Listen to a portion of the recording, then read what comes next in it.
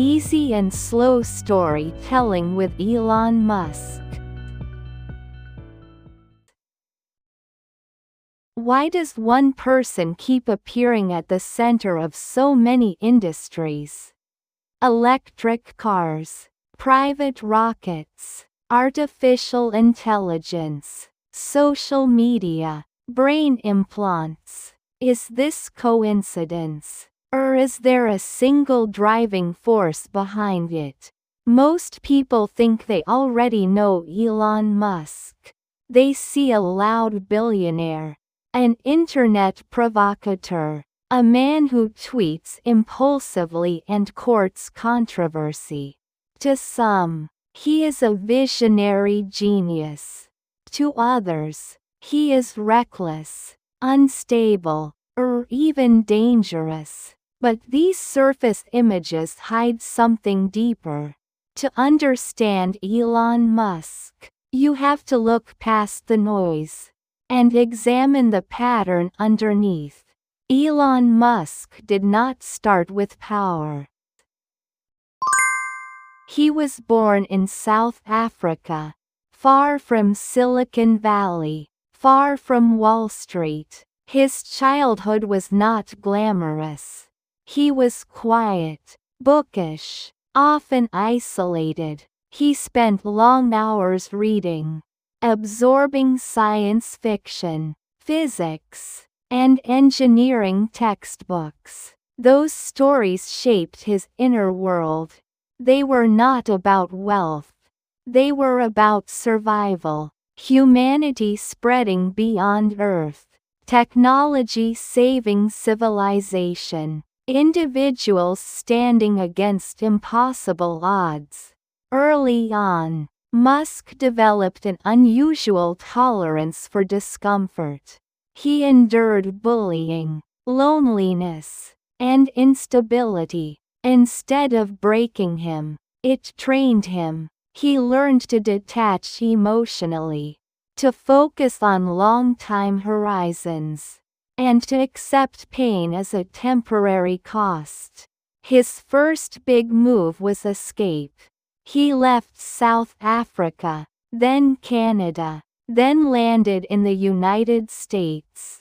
Not chasing luxury, but opportunity. He entered the tech world during the early internet era, when outcomes were uncertain, and failure was common. His first companies were not instant successes.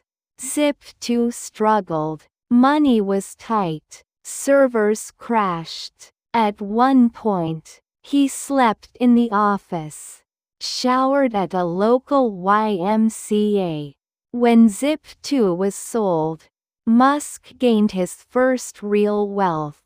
But what mattered more was what came next. Instead of slowing down, he doubled the risk. He poured nearly all his money into a new idea: online payments. This became PayPal, and once again, the company nearly collapsed. Internal battles, technical failures, leadership conflicts. Musk was even removed as CEO.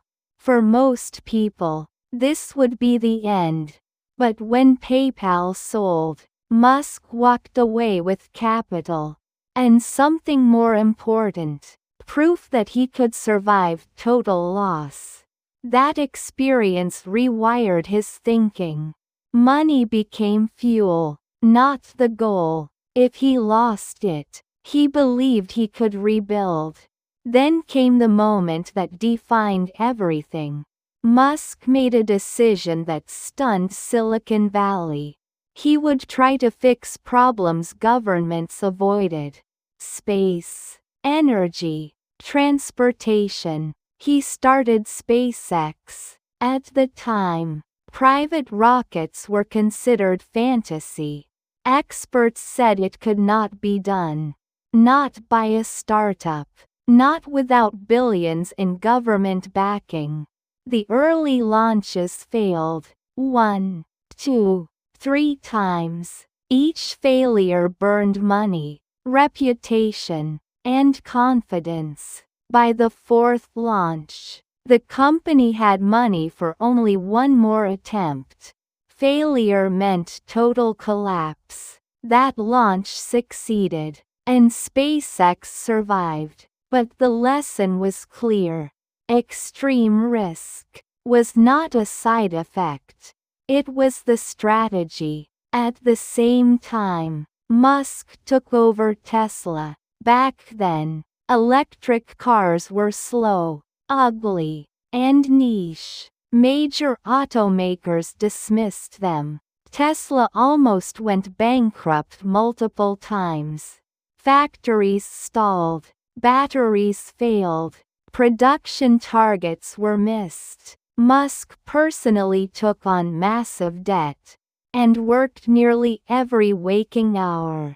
There were moments where a single missed payroll could have ended everything. What separated Musk from others was not optimism, it was obsession. He focused on first principles, breaking problems down, ignoring tradition, ignoring industry norms. If something was expensive, he asked why. If something was slow, he redesigned the process. That mindset allowed Tesla to do what incumbents could not.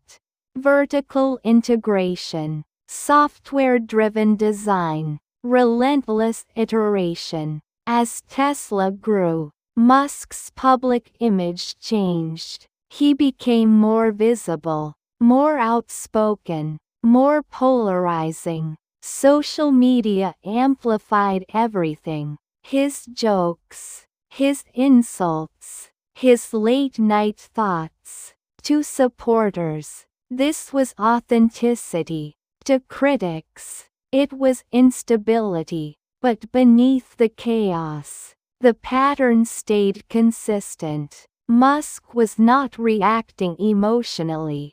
He was stress-testing systems, companies, platforms, even public opinion. This approach reached its peak with social media. When Musk acquired Twitter, later renamed X, many assumed ego drove the decision. But Musk framed it differently. Information control, free expression, platform integrity. The execution was brutal. Mass layoffs, policy reversals, public backlash. Advertisers left, revenue dropped. Yet Musk persisted. From his perspective, short-term damage was acceptable if the long-term system survived. Alongside this, he pushed deeper into artificial intelligence, not as a passive investor, but as an active architect. He warned about AI risks, while simultaneously building AI tools. This contradiction confused many, but it followed his logic.